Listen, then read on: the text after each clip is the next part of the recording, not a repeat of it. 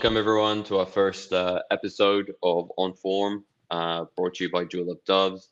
We have our first guest, Brandon Mullins. Welcome. Thank you. Thanks for having me. Brandon, thank you so much for being here with us.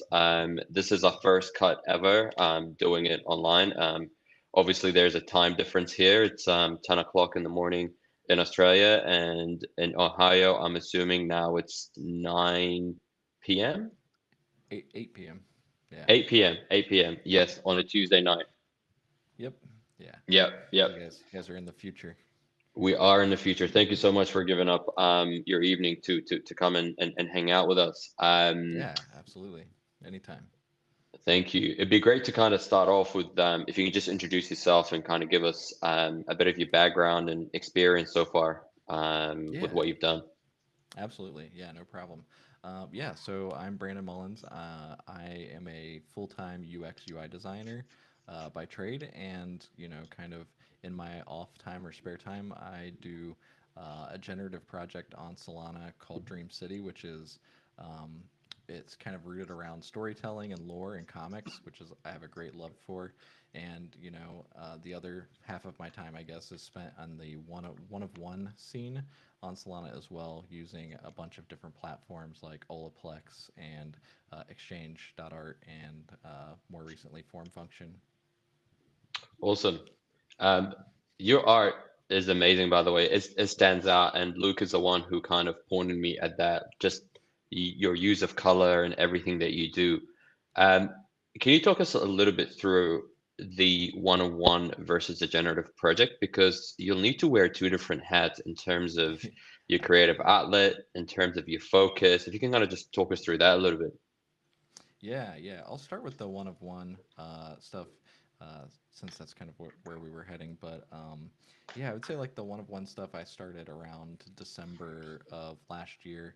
And really, it was because I felt like I needed to be more involved in the just overall Solana like creative space, because I was working basically a month prior to that on the generative project. So I felt like I really just needed to ingrain myself into that, community and learn as much as I can and just kind of become a sponge.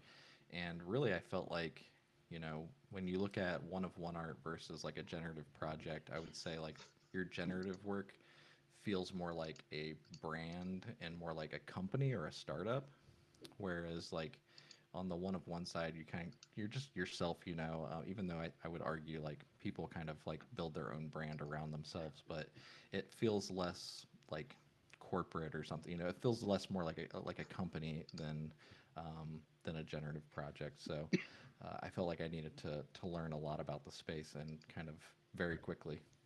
Absolutely. That's that's really interesting to hear. Hey, Duncan, that's really interesting to hear because I found the exact same thing with milk toast. Can you maybe dig into that a little bit more? Like, so the that sort of notion of like the company, like the generative being more like the company, and then your personal brand. Um, it sounds like you can be a bit more free and sort of be yourself. Like, can you maybe dig into that connection a little bit more and like how that played out with the team as well on the generative side?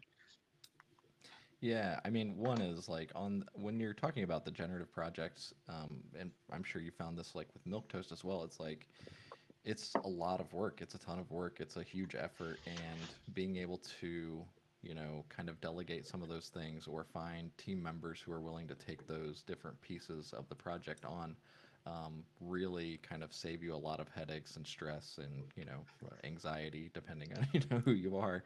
Um, but yeah, I do feel like there for a project, or you think of it as a brand, it has to have like a certain tone of voice and kind of like what are your brand kind of or marketing guidelines around how you want to portray yourself versus on my personal account, which by the way, I used my main account for one of one stuff, an account I've had since like 2006 or something like that, because honestly I just didn't want to make another account. I was too lazy to make like a one of one account, and I was just like, if my friends hate me talking about like NFTs, they'll just unfollow because I never really use Twitter anyways.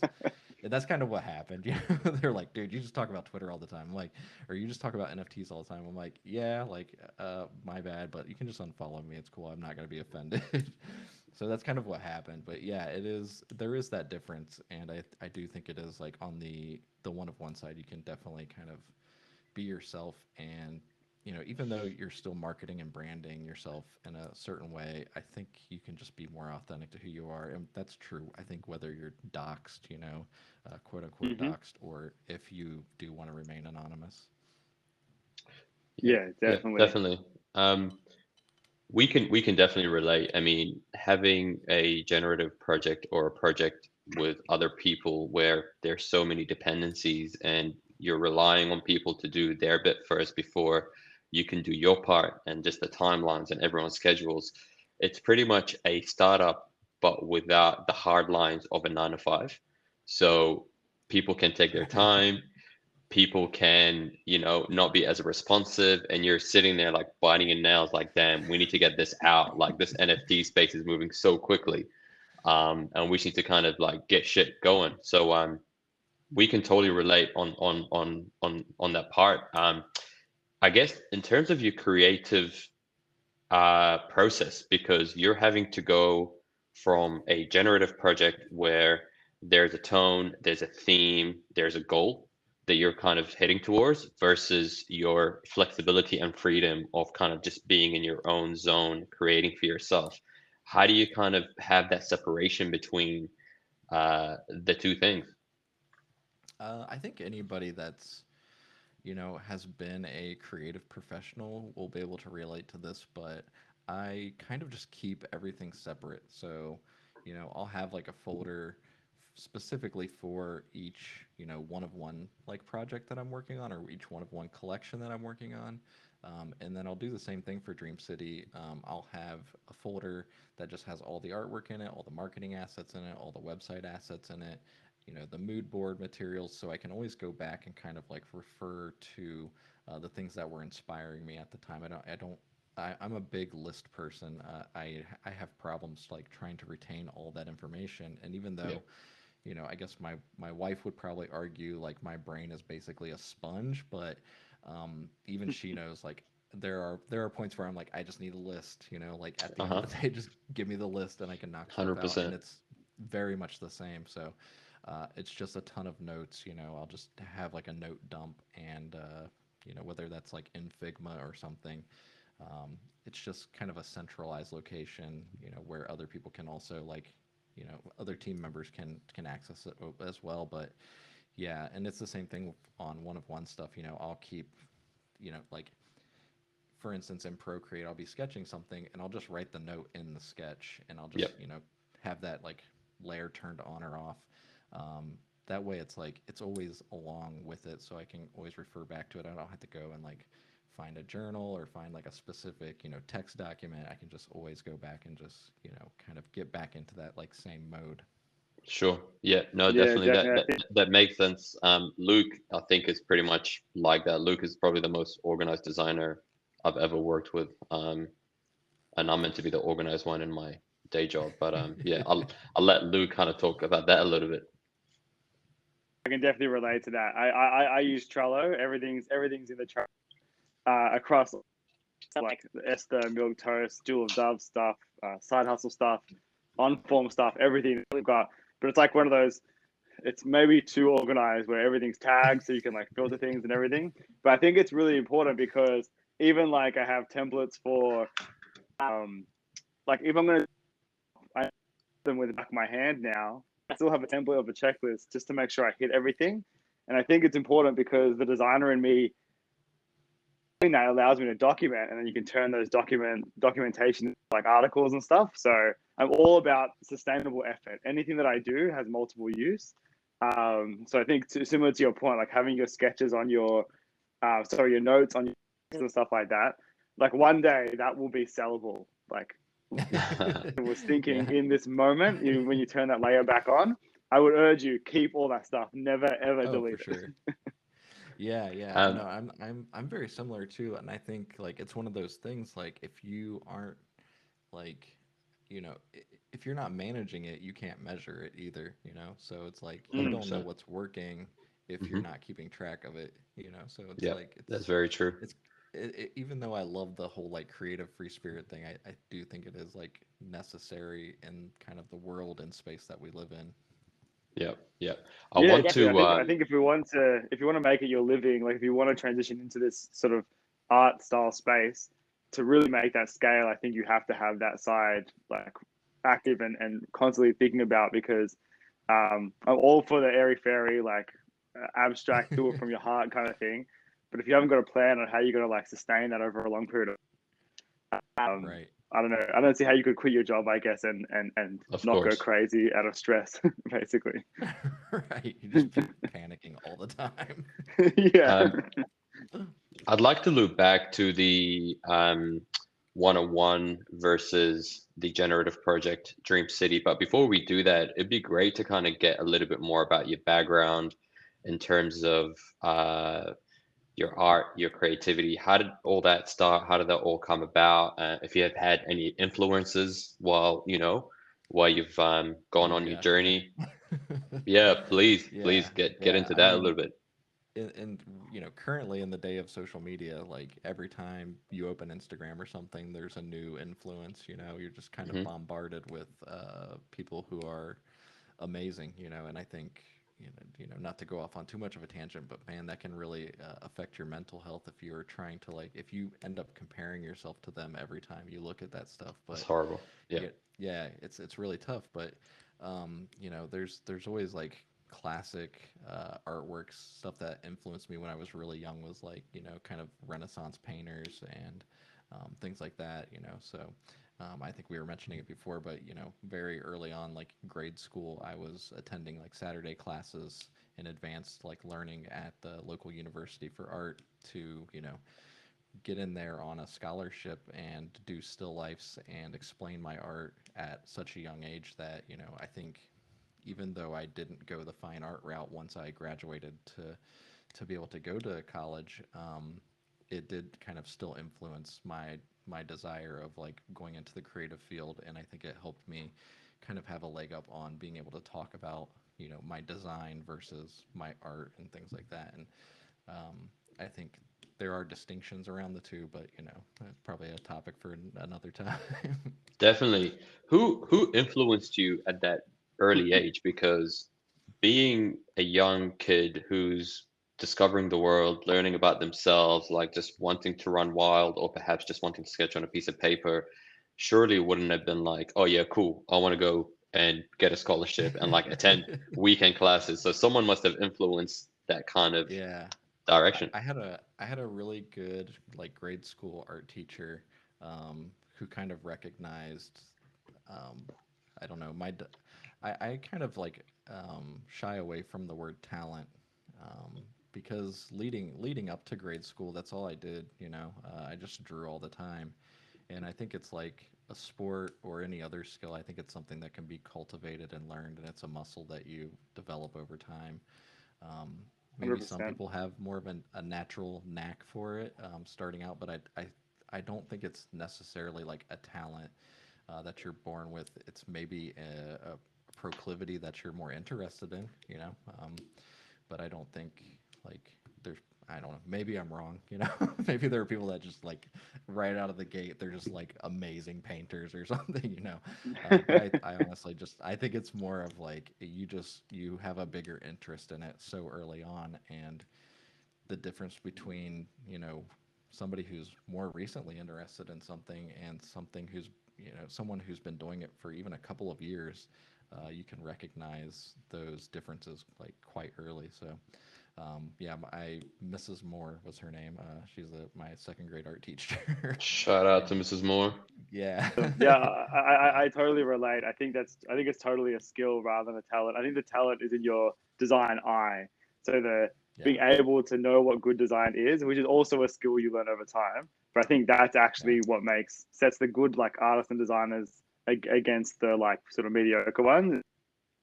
Knowing how to color combo, knowing what's good, knowing and all that type of stuff. But just for the listeners, Yeah. down under when you say grades, What age is that? You're talking like between like 6 to 10 years old. It's kind of like the So general like really quite young. early Yeah. elementary school. Yeah, yeah, yeah. That's And amazing. So like at that that means time, you were ones who, oh, so that means you were one of the lucky ones who kind of knew what you wanted to do from a very young age. Like, yes, yeah. And I do, like I would say I worked really hard, and I did, but I also think luck, does have a huge component to being, successful in a creative, endeavor. And luck comes in many forms. It comes from your support system. It comes from, being at the right place, knowing the right people. So I think luck isn't just some magical thing. I think it's kind of the right combination of ingredients that happen, for somebody. And yeah, so I guess I would say I'm like incredibly lucky, to being, from that such a young age, have that, kind of fostering and support system so early on, where I think a lot of children, they're like sports, sports, sports, go to the sports, do this, and it's like the creativity is kind of like beat out of them before they can even begin. So that's another reason That's I very love the true. whole the milk toast thing, that you guys are doing, because it's like such a precious thing that I think kids have. Thank you. yeah, Yeah. I love when you talk about like learning how to like take your work and how to explain it from that young age. I think you're totally right. Like that's a nugget I'm definitely going to take from this conversation, like to instill in my two little girls, because yeah, I always ask them like, what is this picture and stuff like that, and I always get surface level answers. But yeah, going that level deeper of why did you draw that and what does it mean? Yeah. That would be a really good skill to learn, because that's like what sets us apart as designers. I think what we were sort of talking about in the pre-interview as well. But yeah, knowing that when you're a kid, that would be incredible.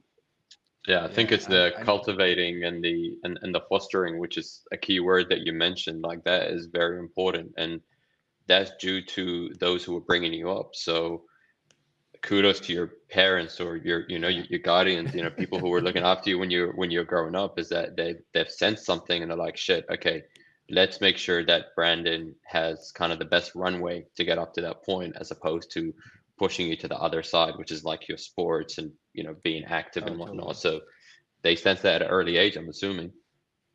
Yeah, I mean, like I would say I was like kind of hyperactive, probably, on the spectrum of like ADHD, um, you know, but the fastest way to like get me into a calm space was basically just give me paper and a pencil. Wow. Um, and no joke, I would sit at the, dinner table or kitchen table for 8 hours straight, uninterrupted, just drawing, endlessly. Sometimes just on Amazing. one thing the entire Yeah. time, which is both kind of a good and bad thing, because I think later on, when I got much older, it created this sense of like, if I don't finish this all in one go, I'll never finish uh this. Which is like such a weird thing, but yeah, once you're kind of like, I don't know, you're in that zone, and I didn't really recognize it, as like kind of a flow state early on. But yeah, the time would just pass so quickly. It would be the middle of the day, and I would, kind of finish a drawing, and the sun had already gone down and dinner's ready. Wow. So I'm assuming your Wow. parents pretty much were just like, all right, this guy's running wild. He's causing havoc out here in these streets. Just give him a paper and a pen so you can just shut up and get out our Yeah, way. exactly. They're like, this is the best babysitter ever. Yeah, They're like, a it's humble cheap. We can pencil go and a buy a piece of ream of paper. paper. Yeah, like buy some laser paper, laser printer paper, and some HB pencils, and just sit them down for an afternoon. That's Do you brilliant. have that Talk folio? us Do you have through. that? Do you still have those? By any chance, I'm those pretty sure pieces? my I would mom love to see does. them. I Yeah, it'd I be good will to just say I went through. see the difference. Yeah, I mean, this is like a terrible thing to admit, but I went through like a really mean streak in my teenage years with just like anger issues and stuff, and I got like counseling and help with it. But man, the way I would like, if my mom, my mother made me angry, um, I knew the way to get to her was like basically just take some of my art and destroy it. because it would be heartbreaking to her. And Man. so I probably threw away like so many pieces just out of pure like teenage, hormone filled, anger. Wow. And looking back, I'm like, oh, I'm so stupid. Why? Why would you do that past me? You dumb little kid. Well, I Like, guess it makes oh, the there's ones some that you gems didn't in throw there. away even more rare now, I guess. Like, Right, think about that right. Yeah, I was story and building then the ones you have. scarcity. Like, yeah. Yeah, you were burning them. That's what you were doing. Exactly. Yeah. Yeah. I was like, So oh man, that's so dumb. talk us through your kind of so at that kind of grade school you identified this kind of knack for art and kind of what you're looking to do, but then the scholarship came about. Did you actually get the scholarship, and then what happened during your high school years and even maybe Yeah. further as well? Yeah, so I actually did the Saturday classes all through grade school, through high school, and it's just basically like you're an adult now. Like we don't offer that anymore. Yeah. So I did that the entire time, and somewhere Wow. along the way, I would say probably like 12, 13 years old. I was like in a baseball card shop, which was like really popular in like the 80s and 90s. And this particular baseball card shop that I went to had one shelf that had comic books on it, and I think it was X-Men #1 by Jim Lee, and I was in there trading some baseball cards, and I had saved up some baseball cards to basically buy the X-Men #1 by Jim Lee, and uh, whew, that's when like comic book art blew my mind, Yeah. because up until that point I was only studying like Renaissance people and stuff like that, like traditional fine art, and I saw this and I was like, what is this? I need this uh, in my life. And I would just like start drawing the pages, like just start drawing the covers and stuff like that, and just yeah, I was like, this is insane, like it just blew my mind. Like I couldn't wrap my brain around it. it's Thinking back to that moment, what was it about what was it about that visual? Like, like what, like in detail, like, do you remember any things that really stood out? It was I think it was just the fact that like I don't know, the way I kind of think about it now is like I was always big into like storytelling and lore and stuff like that, and like Greek mythology and like honestly any kind of mythology. Um, I just love learning about it, like it can be from anywhere or any place, and I just find it fascinating, like how that works and like how these stories form. And having seen some like great Renaissance artists do their takes on mythology, probably like informed why I liked comic books so much, because like they're basically the same. One is just like more quickly drawn, and uh, it just had so much energy, whereas like I guess Renaissance art felt, everything felt, I don't know, it's gonna be bad to say, but like safe and kind of stale, and like I don't know, like maybe too curated. Mm-hmm. And when you look at comic book art, it's just like it looks like somebody, just like set the page on fire with color and with the line and ink work and stuff like that, and it just feels like it's, even though it's not traditional art like in the sense of like Renaissance masters or anything like that, it's like it's just jumping off the page, and I was just like, this is nuts, like I need this in my life. And yeah, just yeah, I had to have it.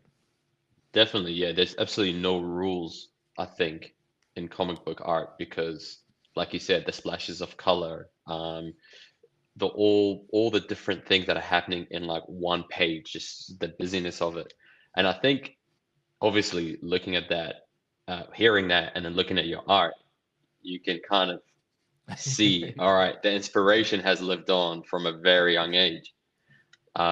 So maybe just kind of talk us through that. Like once you kind of came across this comic book um, phase of your life, and kind of that turning point from, okay, so far what I've learned is great, but aesthetically, this is where I want to go. How did you kind of carry that forward? Yeah, so I definitely still did both styles. So I still like would focus on being very traditional and learning anatomy, and I was the weird kid in high school that would just sit with like books just studying anatomy and like looking at like the different layers of muscles and stuff like that. And I think at even one point I just started buying like bodybuilding magazines at the store because they Oh, were so whoa. cheap, and I would just study the muscle groups and stuff from bodybuilding magazines because they were just so over exaggerated. I was like, oh, that's easy. You can pick out a tricep there, you can pick out a shoulder, like Ah, really easy to study from there, and then kind of like work backwards to like bring it back down to like normal portion, proportions and things like yeah, that. yeah. Um, but yeah, like there's just there was something about being able to do both, and obviously I wanted to keep going to like the more traditional based classes on Mm-hmm. Saturdays, so having a focus on that. But even then, I think some of that, the idea of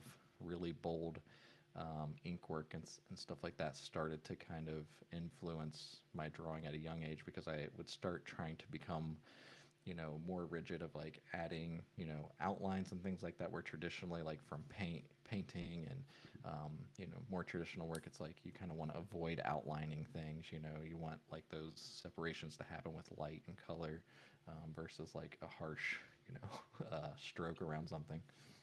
For sure. Yeah, it's amazing how one starting point came at it from that kind of academic level, but then once you figured out what you want to do, you took that responsibility on yourself to then go out there and teach yourself as opposed to try to find another, vessel to like understand it and learn it from that kind of academic standpoint, Right. you know? Oh, That's totally. crazy. Yeah.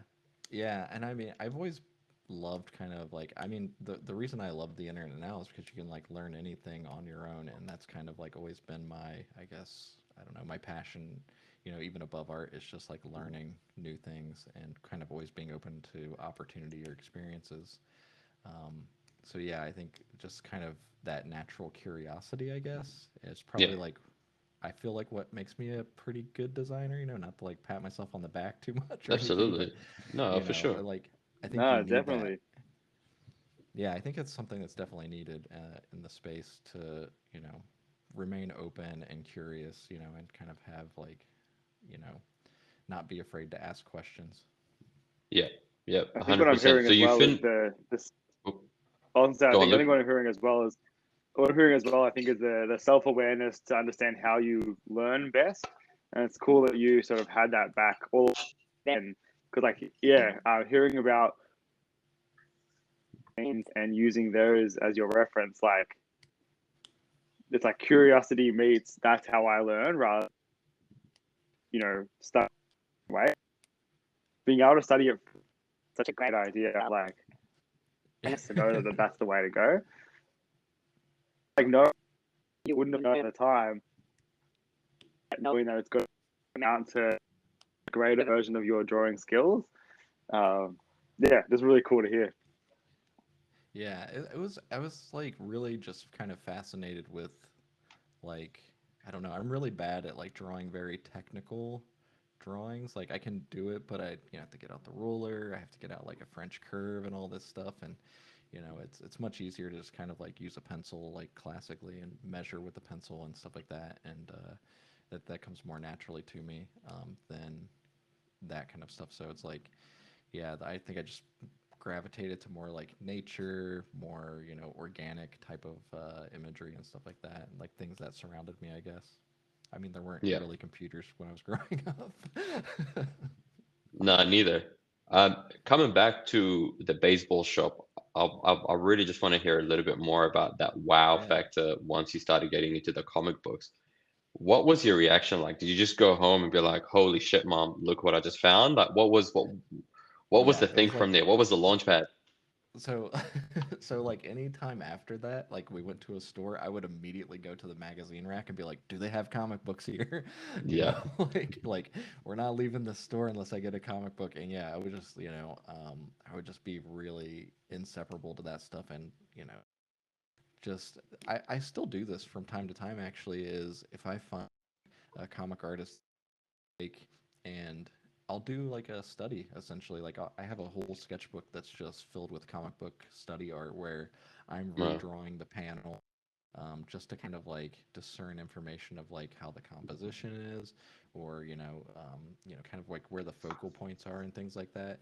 And yeah, then sometimes I'll I won't draw it one for one. I'll draw it, um, inserting a different character where another character might be, and try to like just be like, okay, does why does this still work, or why doesn't this work anymore with this character? Is it the composition? Is it the panel shape? Things like that. So it's really studying all these different kind of small aspects to why something works from like I guess a sequential art or storytelling perspective. And I guess also seeing how they break the rules. I do the same thing. Yeah. And I always thought of it as like being able to like remix things. They take things and remix. But the biggest learning that I get is when I see how they've broken the rules, how they like made the eyebrow come out of the like head or whatever. It's like, oh, it does technically that shouldn't happen, but I see why they did it, and now I see how it all comes together because they did that. I think that's seeing those rule breaks that you don't learn until you like observe and really take in other people's work.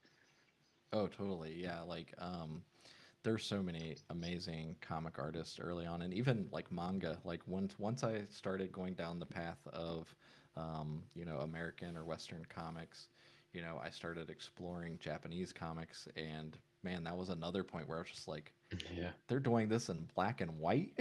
Like, Yeah. what are these screen tones, and like, how are Yeah. they getting so much detail in these? And just, yeah, I think it was like Ghost in the Shell and Akira and stuff like that was just, I mean, it's honestly, it's still mind blowing to flip through those. And yeah, I'm still like an avid reader of kind of manga and comics in general. And yeah, it's like I'm always studying it, because I'm just like, it's crazy to learn from some. I mean, you have to figure these people do it, 8 to 12 hours a day, probably nearly every single day of their life.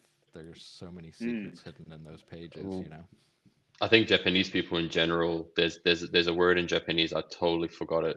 It was on the tip of my tongue just before, but it's just like once they really hone in on their craft, they become obsessed, whether they're making denim or whether they're making art or photography, whatever the case may be. But it's just like that's the Japanese way of doing stuff. It's just doing it until the day you die, but like trying to Yeah. perfect it. You might not even get to that point of perfecting it, but you Right. literally just do it for your like entire life, Yeah, it just which is becomes your brilliant. your whole thing. Yeah, it's brilliant, but it's probably not the healthiest way to kind of live your life, Right. because Right. there's True. a million other factors that you gotta consider. So, just on the back of that, and kind of understanding your background a little bit, it'd be great to kind of see how you've managed to merge your vision into Dream City and then the one of one art as well. If you can kind of just talk us through your Dream City and how that project came about. Yeah, actually, so one of my close friends, he's like a childhood friend essentially. I've known him since high school, and we're both designers. We both kind of went to the same trade school um, during high school and met each other there. He works as a product designer for Metaplex, which is basically Mm, the NFT standard for Solana. yep. Um, and before he worked there, he worked at another company called Big Cartel, which is like has to do with like storefronts and making stuff for artists, which like he's always kind of like put me onto those types of things. Um, knowing that I still did art and things like that as a hobby on the Hmm. side. So once kind of he got into that space, and we had already been talking about Ethereum and NFTs and things there, um, I kind of took a harder look, I guess, because I think my apprehension to Ethereum and NFTs in the beginning was very much around like the typical things that you hear, like the environment and gas fees and all these things. And he's Absolutely. like, Solana kind of like solves a lot of this, a lot of the apprehensions that you had to it. And so I was like, kind of like, I don't know, man. Like I'll check it out, but I wasn't like super like into it yet, because I was just Hmm. like, man, is this gonna be like another one? I'm gonna have to talk to my other art friends and be like, no, I promise this is good this time. Yeah, yeah, yeah, Like, yeah. yeah, we're It's good. not It's it, but it's good. yeah, yeah. We're like we're not this time. But yeah. So I took a hard look at a lot of projects, and there were some that were in the same vein to kind of do, but I felt like they weren't really. I don't know. They like. I felt like they weren't taking it as far as it could go. Hmm. Like, community storytelling and like what it could be from perspective like the Dream City thing. It could be a world, you know. And and this is gonna sound like super nerdy, but I thought of it like as Dungeons and grew up playing those games and stuff too, or like the off-brand, anyways.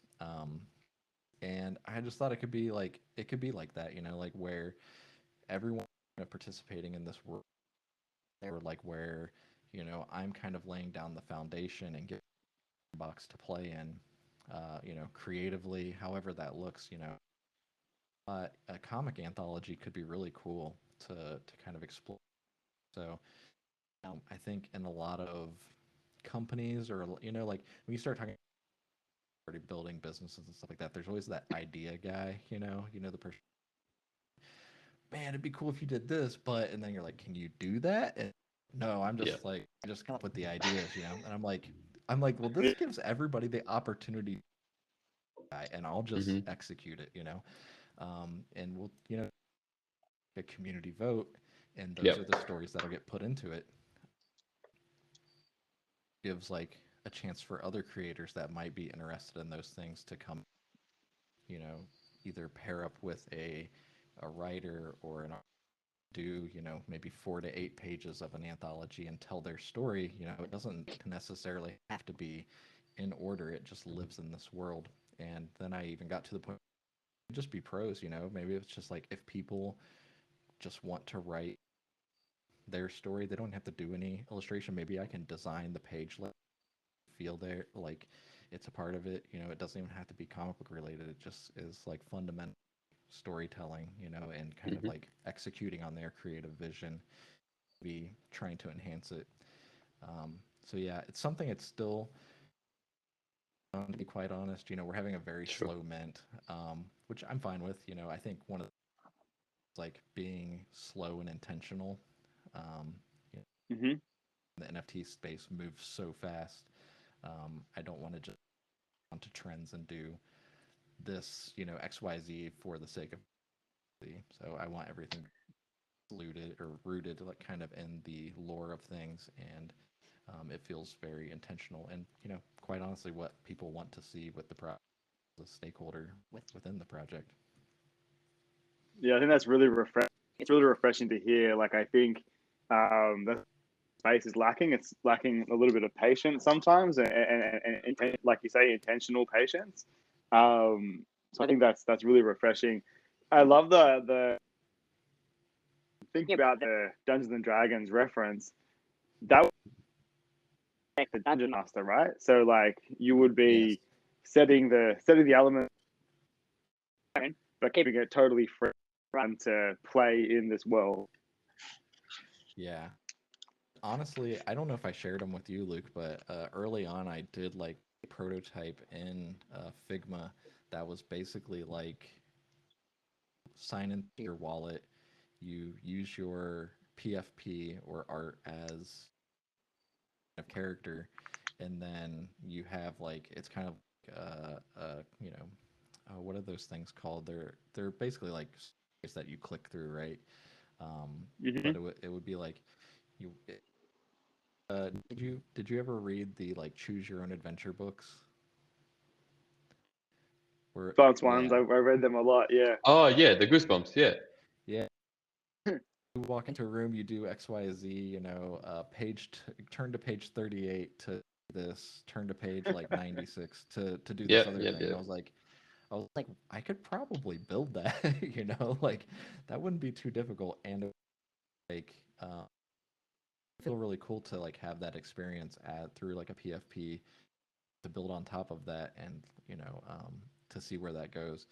And, like taking it a step further of like if you could do that with a group, you know, closer to like more of like a Dungeons and Dragons kind of thing. Like maybe it's count collectively with everybody who's clicking on page 38 versus 96, and then once the vote has tallied, then you know, group of people take the next step together.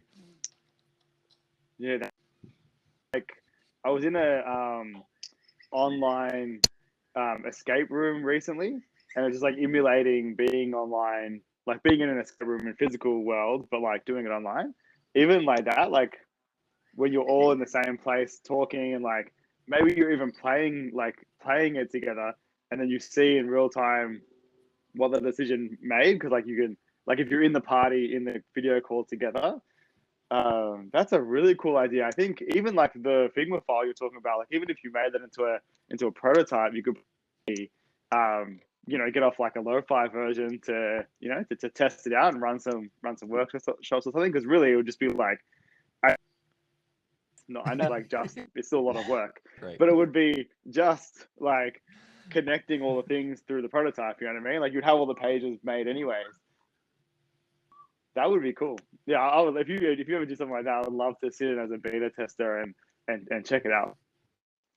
Yeah, I did like a really like super low fidelity version of it, where it was like you kind of like somebody in the gang asks you to and like walks you through these steps of like, do you turn on the light? Do you see who's there and stuff like that? And it kind of like does each one of those. And I was like, this could be really for people. Again, it's like one of those things. It's like, is this a utility? At the end of the day, I think my art storytelling, these things are these ever. Like I go back to like early pandemic. How many people would have survived Netflix or Hulu or books or something like Yeah, that? Like there people would have lost their minds, like being stuck indoors all the times with media or stories and things like that. Uh, God, that would have been terrible, you know. So yeah, that's the Absolutely. oldest yeah. utility in the I world. So think, yeah, I think people forget exactly as you say, the entertainment and emotional connection. Like if you yeah, enjoy looking at this piece, that's utility. I think people forget that in this space and everything. I think it's maybe because of like the crypto influence of like crypto is about like raising money kind of thing. So it could be that influence sort of creeping in. I'm not sure, but yeah, a lot of it yeah, feels Yeah. very much like I just want to make as much money as I can sort of vibes. Yeah. I Coming back would, to what you said, Brendan, yeah, about about taking your time and kind of not falling for the status quo of how NFTs are kind of doing, or NFT projects are going about things. And I think it all depends on the goal of the project, and also in terms of how the project's been set up. Like, so for example, with totally, Milktoast, we don't have anyone funding us. So there isn't that pressure of shit, we've got to get going to pay these investors back. You know what I mean? We're doing it at our own yeah, pace. It's all self-funded. And we're the ones kind of making the calls. Some people dropped off very early on when they heard that we were going to go, at a steady pace, not the fastest pace like everyone else is, because we're not about the hype. We're different, and we're different intentionally because we all have 9 to 5s, and we have to be right, realistic about our time and not burn ourselves out. yeah. But I That's a think exactly, and those who stick with you then will reap the rewards once you get to that next milestone. As long as they understand that, it's work in progress, and that's a journey, whether they like it or not. Some people will mess with you, some people won't, and that's okay. yeah, yeah. I think it's like I know Scotty Russell. He goes by like Coach Scotty Russell, Yep. but he says you're not Mm-hmm. pizza, you can't. Which I think is so true. Like you can't please everybody. Like at the end of the day, you make a choice, somebody's gonna be, kind of not cool with. I think the more people that you find in your corner, like do what you can to like help support those people as well. Yeah. Not that like friendship has to be transactional. They're supporting you. Why not support them as well? And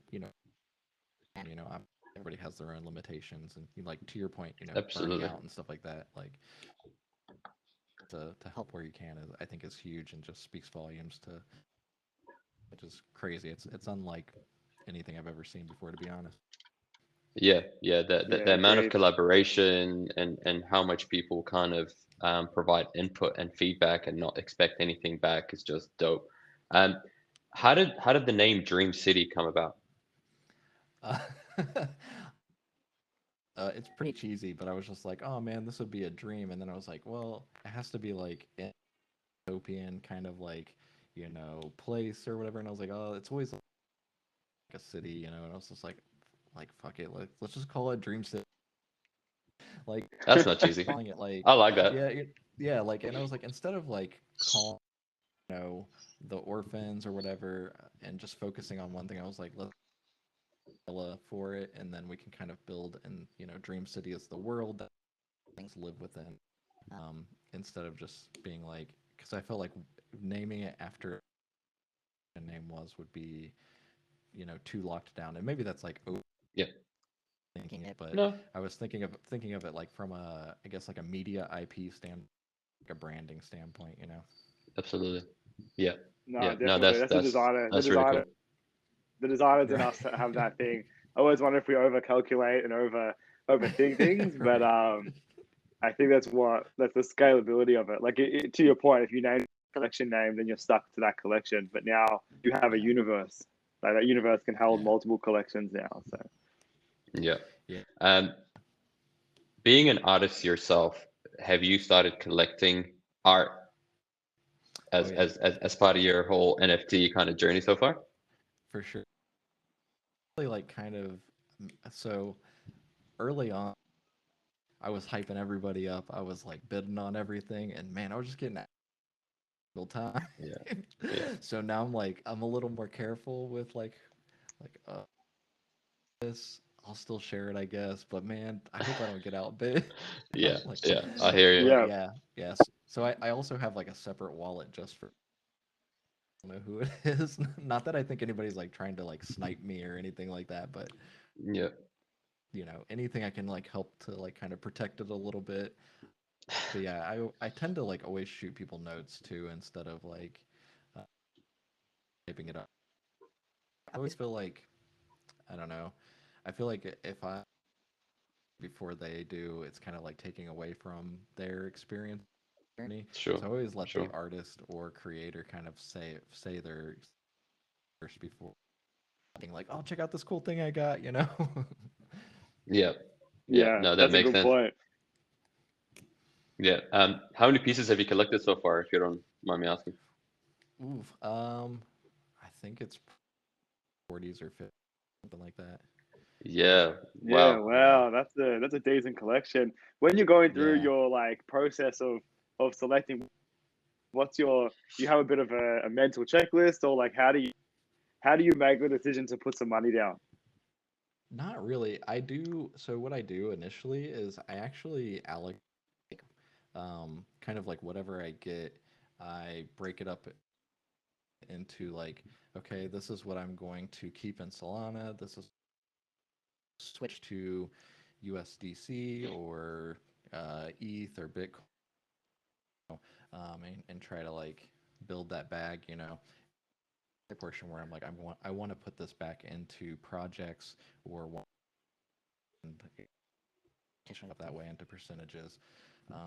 Again, it, but but I'm like, I need a system. Yeah. Yeah, I'm just, otherwise I would just be like, I would put everything right back in. Like For that kid sure. at the can, just snatching everything up. They'd be like, why are you 100%. broke? Art. As a as an artist and kind of just being in that creative zone, what do you do to kind of keep your thumb on the pulse in terms of Web3 and the forever changing landscape? Like, do you kind of skill up technically or do any of that? So yeah, actually I could talk about that too. All this talk about like getting scholarships and going to like college and university. I ended up skipping college Oh, altogether. shit. Okay. Yeah, so I took one class and learned Photoshop, and stuff like that, and Flash and Yeah, um, well. I took a new media studies class, and I was kind of like paying for it out of pocket, even though, because my GPA from high school was too low to enter the scholarship, take like something to bring up my GPA as kind of like credit Mm-hmm. hours and stuff like. I took one class. I was paying for it out of pocket, and I was learning nothing, you know, and I went to the professor and was like, can I like this is a lot of money for me. I'm only like 18 years old at the time, Yeah, you wow. know, working some, you know, barely minimum wage job probably. Yep. Yep. Uh, he's like, you know, I think you can learn something. Wouldn't you know, I wouldn't let you test out yet or anything. And I was just like, dude, technically I agree. I could probably learn something, but like technically I give throw me a question, like I'll tell you like what's wrong with it or whatever. And Yeah. just like no chance, bud. Like you got to take the class, and I'm not coming back. I was like, I'm Yeah, sorry, wow. dude. Like this, like I forget how much it was. It was like maybe $2,000 or something. But at the time, that was like to Of course. insane money, right? Um, 100%. and Mm. so I was just like, do that. And my love, honestly, at that time, like the internet, it was kind of like how it is now. It's Hmm. um, I had a crappy computer that I taught myself in Photoshop, a pirated version of Photoshop, and just like taught myself. I got into it from I remember the name of it now, but there were a ton of designers around the world, and they were doing it. You know, that was their living, and so I just asked, "Learn this on your own. What Mm. books would you read? You know, what things would you look at?" And there's look at grid systems, Josef Mueller Brockman, all these like past designers look at typography. You know, there's so much to learn. Brockman and like that, and a lot of like Swiss, you know, modern design. Mm. And so I did that, and then, you know, applied that to like interactive design, and I think I got my first like agent around like four. So basically, almost the same length of time, Yeah. you know, as somebody going to college, but that entire time I was doing freelance and stuff like that, you know, like Amazing. like rave. Oh, cool. But yeah, it was I was learning, but also you know getting paid. I just never stopped, and I feel that like same energy with stuff as I did back then, where it was like it was everything was it was just I don't know mind altering experience in a way. 100%. Like jumping into the milk toast project, and because I'm the strategy commercial guy, the brand guy, like I'm the guy behind the scenes type thing. And everything I know in the traditional like IRL side of things, I was trying to embed into milk toast, and whatever I thought was the total opposite. It was just like, nah, man, we need to be transparent. These type of details, we don't need to hide now. We need to go forth and kind of like share those and get people hyped about it. And I was like, what? But we're revealing too much too soon. We can't be doing that. And it's just like, man, we and I specifically made shitloads of mistakes. But to your point, it was just like one of those things where it's just like, hold on, I'm learning something brand new here. And it got me Yeah, back to that kid like that teenage kind of like, shit, I've got that fire Hmm. in me now. Like, I'm yeah, keen to go. Like, I'm keen to put some hours into this because I can see the opportunity. So, yeah, yeah, it's a crazy world, man. And we're still learning. We're still learning. yeah, yeah. Hasn't stopped. I Remember felt this that? way. I'll go for it. You go. You go for it. Go for it. I was just telling you know people like I haven't felt this way in 20 like the same, and I see people uh then too being really successful in the space, and I think it's because they recognize the opportunity, like you said, like it's the same thing again. I'm looking, you know, 18, 19-year-old me, and just like go for it, dude. Like you missed the train on the first, like Hmm. this is the 100%. time. Yep. And Exactly. that's, Exactly. It's like yeah, we're in the underground. We're in the underground again. There aren't really any rules. All the rules are forming in front of us as we go.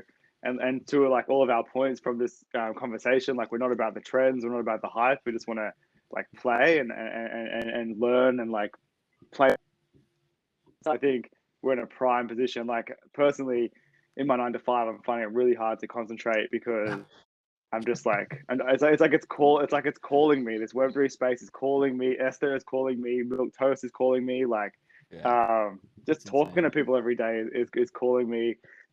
Just to Omar's point about doing everything kind of backwards. I still remember the meeting when it clicked for Omar, and we're in the middle of a meeting where other people were in the room. It wasn't just us, and I just had to like pause everything and be like, "You get it now!" Like I had to just like exclaim it because like he was like, because like you know me now, like how much I share like on Twitter, right? Yeah. They told me at the beginning, "You're not allowed to post until we launch," like the figure, and that's like share my toast. What am I gonna do? Same problem. My friend Matt, who like runs the social stuff, yeah, he comes from like traditional marketing background and stuff like that, and I'm like, I just can't share it yet. Can't share it yet. You don't want to reveal the product too soon, you know. We got to hype people up and get them stoked on the product before we show it to them, you know, and then have this big reveal. And I'm like, I want to show people stuff, man. I just want Yeah. people in this Discord. You know? Yeah. I want people to be making stuff with me. Absolutely. Exactly, Um, exactly. They're to to publishing stuff too. I think like just sharing stuff. There's something you know. Once you get over that initial hurdle, like there's something addictive to it. Yeah, yeah, and I think you get off the fear of like being too boastful. Like for me, I hate like I consider myself as a confident person. Like I'd go into a room, I'd command it, I'd talk. You know, I can easily do that. But I think showing your work and being vulnerable in a space like that, to me, that scares the shit out of me. Like when I first launched my first set of photography, I was like, dude, I feel like I'm standing in a room butt naked and my mouth is like shut. I can't do or say anything. Like this is crazy. That Um, is the and life. it's nuts, but it was a really good, refreshing feeling. Just coming back to that kind of what Luke was saying about the balancing of the 9 to 5 and stuff like that. How do you go about managing your time and kind of like that balance and maintaining your sanity? Like you've got something that's super exciting happening on here, but then you've got to do like you got to put in the hours for this thing here. That's obviously the main source of income at the moment. Yeah. This is one of those things where I'm really lucky. I took a step back from being like a director in the past few years. And I Hmm. was like, I just want to, you know, more of a senior level designer. I want to get back in the trend stuff. And so at where I work, they call it an contributor. You know, I'm not in a Okay. managerial role. I'm not, you know, I'm like a very high performing, very specialized person. Hmm. You know, like I can probably, you know, if you take like something like that, I probably double their output or something like that. So um, that's kind of like how I get around a lot of stuff. And because consulting world, Sure. and kind of like my very specific job, everything is on a 2 week sprint. Hmm. I Hmm. don't have I don't have a you know necessarily a deadline where it's like, oh, you got to get this done Tuesday. It's like as long as it's done before the end of the communication and everything is going well, we're all good. So I find every available moment that I can carve out that I'm not working on my full time job to be able I hear you, to man. Yeah. like the iPad is always next to me. Yeah. Yeah. It's there every day. You know, it's every like Yeah. it's never more than like an arm. I don't know if you can see behind me, but there's like my work computer. There's laptops. One is for the Yeah. agency I work for, and the other one's for the client. And so like I because I'll have like the iPad in between them for like maybe 2 to 3 where I'm like typing and answering emails and stuff like that, and then just like drawing with the other. You know, like just it's insane, but it's just something I've learned Mm. Mm. managing that time and you know I'll go for a walk, you know, to kind of clear my head, get you know Break it up a cobweb, bit. yeah, Yeah. and then it's like right back to it, you know.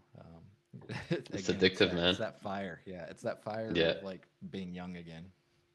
yeah, yeah. We have so many Absolutely. parallels.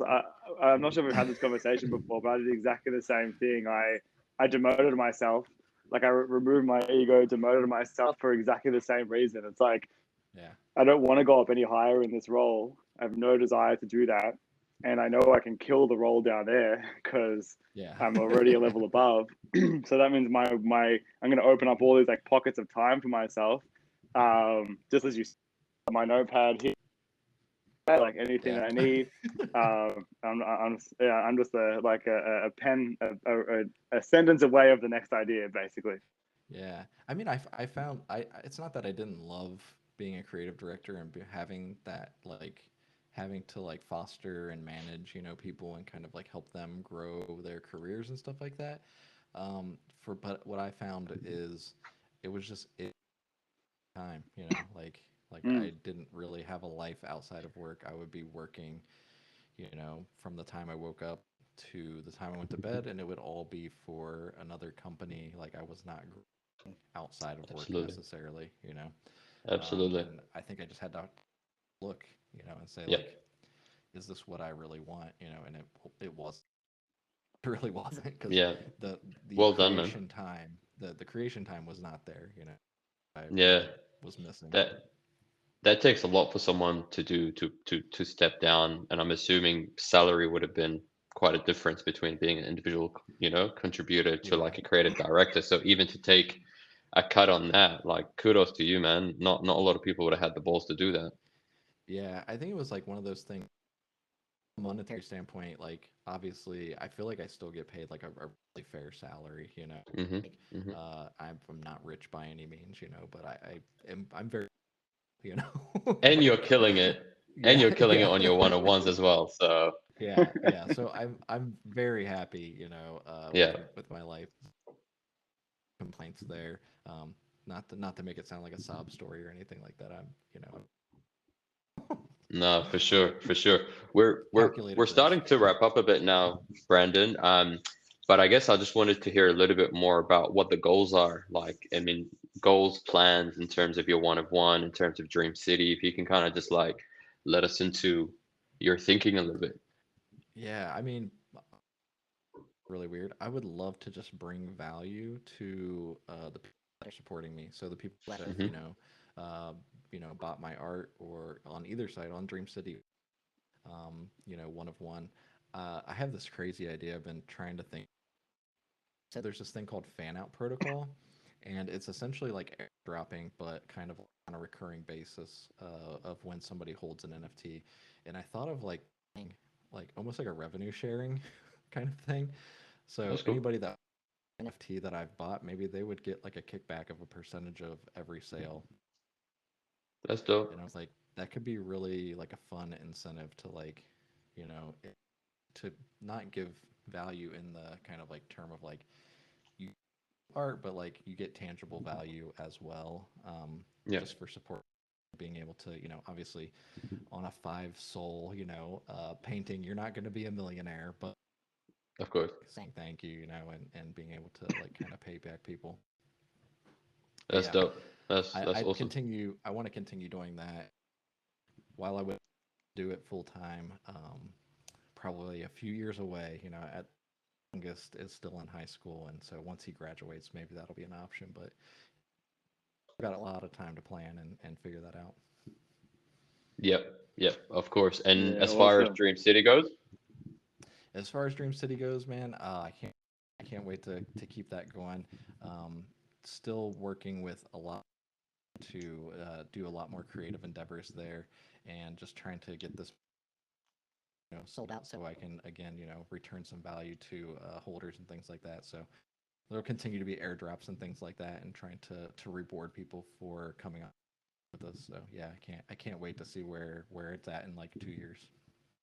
yeah, awesome, man. Yeah, Yeah, we'll awesome. definitely be keeping tabs as well, just because yeah, I came across your art. Luke brought me onto it, and I think I had like 3 or 4 soul at the time, and I'm like, man, I don't know if I should, but I want to. And Luke was like, yeah, man, you need to get onto this, and I'm like, hold on, how do I even go about this? And I had to create like a form function thing. Anyways, long story short, but the next one I'm getting in, man. I've got some soul in my Phantom wallet.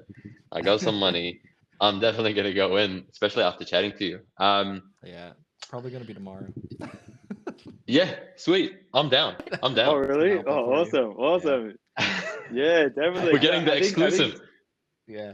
I try yeah, not to go too far out. it's the first time I think it's the first time I'm a whale. I think I have like 6 of them or 8 or something. So I don't Yeah, know if I am a whale, but I'm gonna call myself a whale because the first time I've had this much in you're one up there. project. You're up there. Yeah, you're one of the whales for sure. I think there's probably maybe like one of 5 people that has more than like 5. Awesome. Crazy. Awesome. I think I got 6. I think I ended up getting 6 Yeah. because your team was very smart. When I asked for more whitelists, rather than giving me 1, they gave me 3, and I was Yeah. like, well, I guess I'm buying 3. Yeah. Well, I was like, it's Luke. Like however many he wants, just let him have. So Oh, that's cool. Yeah, no, thank you, thank you. yeah, no That's problem. dope. Awesome, man. Before we wrap up, please plug yourself. Give us your socials, website. Yeah. Yeah. So brandonmullins.me is my website. I have like my portfolio. But yeah, on Twitter it's at Wake Up Brandon. Be honest, but I'm not I as love that active name. over there. I love that name. That reminds me of that Kanye West track. I can't remember if it was from Graduation or College Dropout. Wake up, Mr. Wares. Yeah. Is that Yeah, from that yeah. or no? It's kind of yeah, it's kind of from there. And the Yes. fact that Yes. like I resonated with that so much because literally I would be up just burning, the candle at both ends, and like people would have to wake me up at because I would like sleep in my car sometimes during lunch, just to kind of Uh, yeah, it's like 3 and 4 in the morning, 8, like crazy. I But yeah. love that, dude. Yeah, that's awesome. We're already 7 minutes above the hour that we had promised, but this conversation has been awesome, man. It's been so cool to get to know you, This is awesome. to understand your vision, your process. You're definitely one of a kind in terms of um, where you're wanting to go and kind of how slow you want to do things on your own terms, and we can definitely identify with that. Definitely looking forward to the next drop, and yeah, I can't wait to see what you put out and what your team puts out for Dream City, man. That sounds Thanks, really man. I exciting. appreciate it. Yeah. Same Yeah, same. Thank you so much. up at some Thank point. you so much for A coming collab. along.